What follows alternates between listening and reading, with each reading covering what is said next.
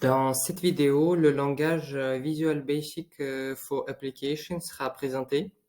Il s'agit d'un langage de programmation de toutes les applications de Microsoft, comme Word, Excel, Access, Outlook, PowerPoint. VBA, c'est un langage qui permet de faire des développements. L'objectif de ce langage est d'automatiser les actions répétitives.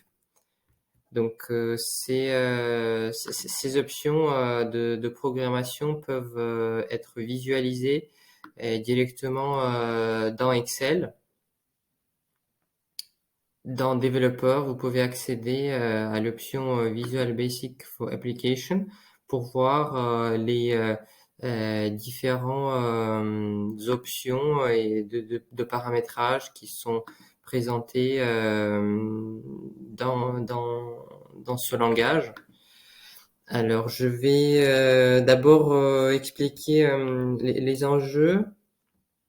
Et ensuite, nous verrons un exemple de paramétrage automatique. Le langage, lui, il permet de communiquer, par exemple, entre les fichiers Excel.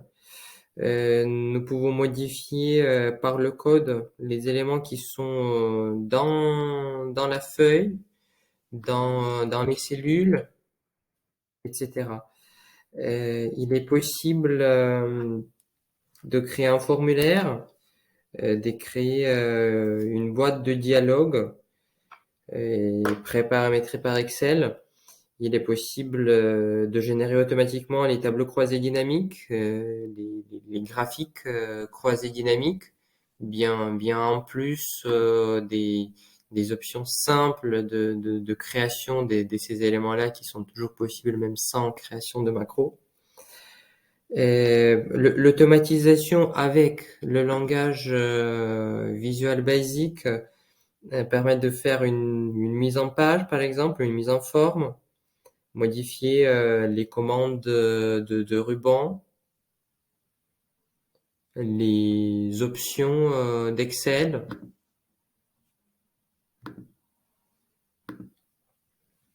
Qui sont affichées devant votre écran. Donc tout ça, c'est possible de le faire automatiquement sans passer par cette barre. Donc j'accède à Visual Basic pour voir donc les différents fonctionnalités qui sont proposées, donc les éléments de paramétrage. Donc nous avons un projet et tous les classeurs Excel, même un classeur vierge, comporte un projet VBA, et dès que le classeur est ouvert, on a accès à ce projet.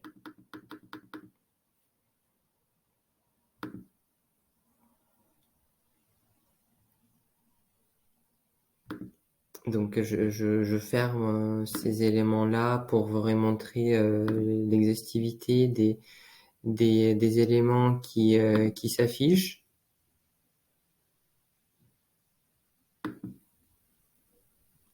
Les macros, ils peuvent être consultés dans l'option macro. Donc nous pouvons prendre, par exemple, procéder à une création d'un macro simplifié et de voir qu'est-ce que ça représente en termes de lecture du code. Donc je vous propose de créer la macro suivante. Donc je vais supprimer les lignes qui sont présélectionnées par le curseur et je vais calculer le total de salaire, la masse salariale de l'entreprise. Donc une fois, avant de démarrer la macro, je dois présélectionner une ou plusieurs lignes. Donc l'action automatique, c'est VBA permettra de supprimer les lignes qui sont présélectionnées juste avant que je clique sur l'exécution de macro. Donc on va démarrer une macro, enregistrer une macro. Je vais donner un nom, macro qui supprime les lignes sélectionnées.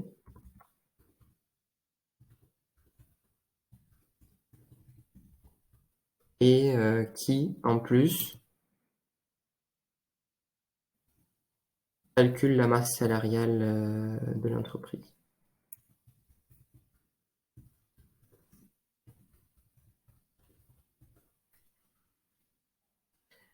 Le macro, je vais l'attacher dans ce classeur. Et donc, je donne un descriptif qui va être un petit peu plus lisible puisqu'on a le droit d'utiliser les espaces dans le descriptif.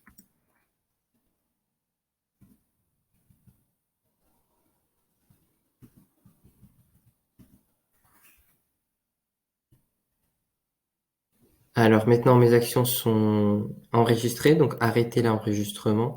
C'est le bouton qu'il va falloir appuyer à la fin de paramétrage. Donc toutes les actions que je vais effectuer maintenant, ils vont être sauvegardées dans le langage de programmation. Donc la première action que je fais, j'appuie sur le curseur droit. Donc c'est un clic droit. Deuxième élément, supprimer. Troisième élément, je descends vers le bas du fichier avec CTRL-SHIFT et une flèche vers le bas. Je me positionne quatrième élément dans la cellule la plus à gauche,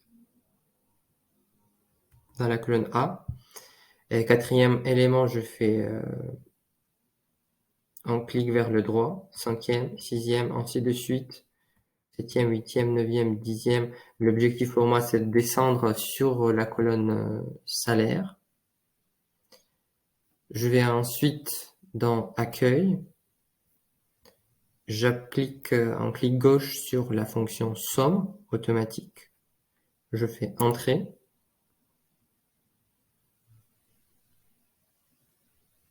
Et j'appuie sur le bouton Arrêter. Donc là, soit sur celui-ci qui est une macro spéciale que j'ai créée il y a quelques jours, soit je vais dans développeur et donc classiquement j'appuie sur arrêter l'enregistrement. C'est l'option qui est accessible à tout le monde. Ma macro est exécutée, donc je peux maintenant la consulter de deux façons différentes. Dans l'option macro, c'est celui qui est affiché, donc je peux éventuellement l'exécuter pour voir est-ce qu'elle fonctionne. Donc je vais dans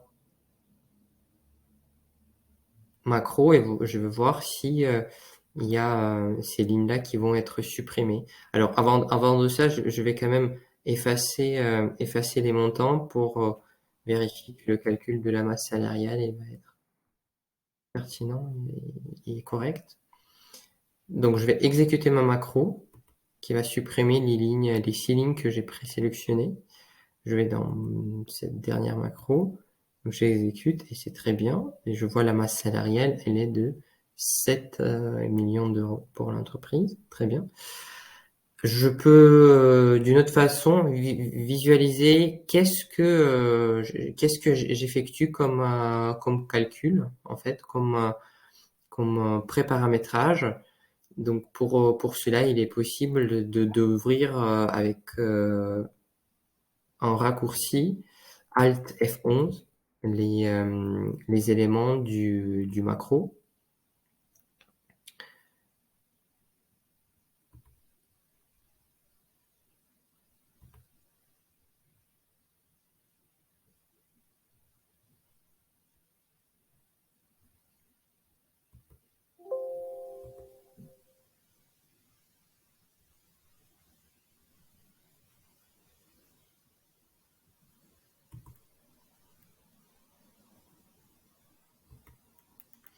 Donc je sélectionne en fait dans les outils, dans les options de macro, le nom de la macro que je souhaite lire donc pour la lecture du code. Et ensuite, je vais dans l'option modifier. Et là, donc je vois, j'ai accès à mon projet VBA, le projet qui contient toute l'arborescence du langage VBA. Donc mes modules sont visibles. En Excel qui ne comporte pas de macro aura juste les objets Excel qui seront référencés dans le projet.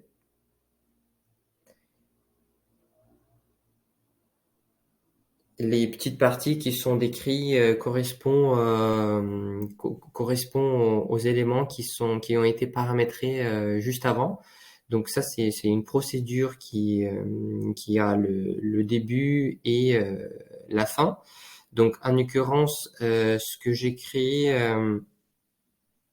au début de la vidéo, et c'était la macro voilà, qui s'appelle de la façon suivante, macro qui supprime les lignes présélectionnées et calcule la masse salariale. Donc tout ce qui est, c'est la seconde partie qui a été créée tout à l'heure.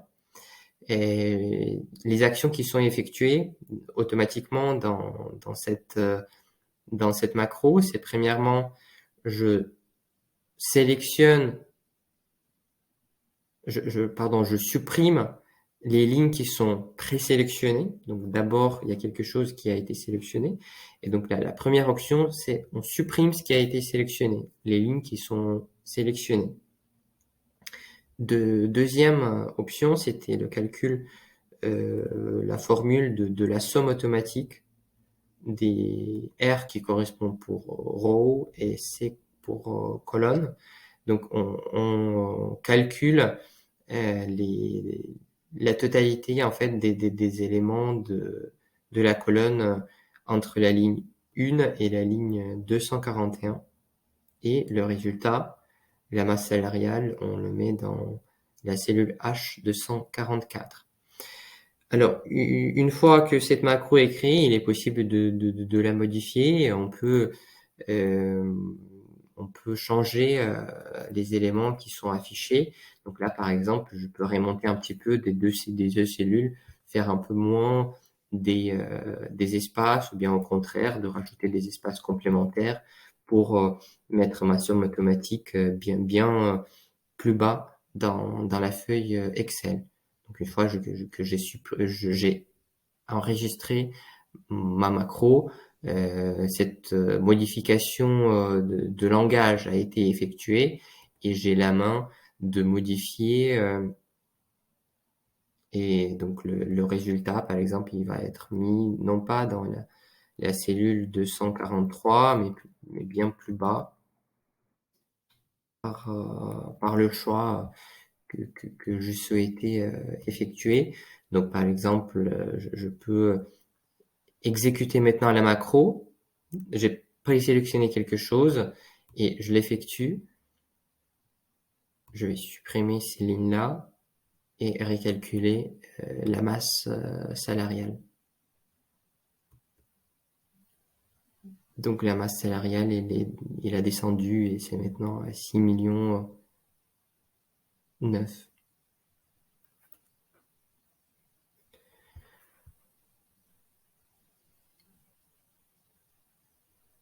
Merci pour votre attention. Donc dans la prochaine tuto, je pourrai vous remontrer l'option que vous n'avez pas encore dans les rubans, le paramétrage. Donc vous avez observé que j'ai la possibilité lancer la macro et arrêter le macro sans avoir à chercher dans la liste où est-ce que je peux l'effectuer, où est-ce que je peux utiliser le développement le développeur. Donc par exemple, pour créer une nouvelle macro, je peux la créer directement avec un seul bouton. Et je vous montre tout à l'heure comment le faire juste avec un seul bouton sans avoir voilà, pour avoir paramétré cette option dans le ruban, ce qui me permettra de ne pas avoir à passer par développeur et l'option enregistrer une macro qui est une seconde façon un peu plus lente de faire ce même type d'information. Voilà, merci pour attention et je vous dis à bientôt pour la suite.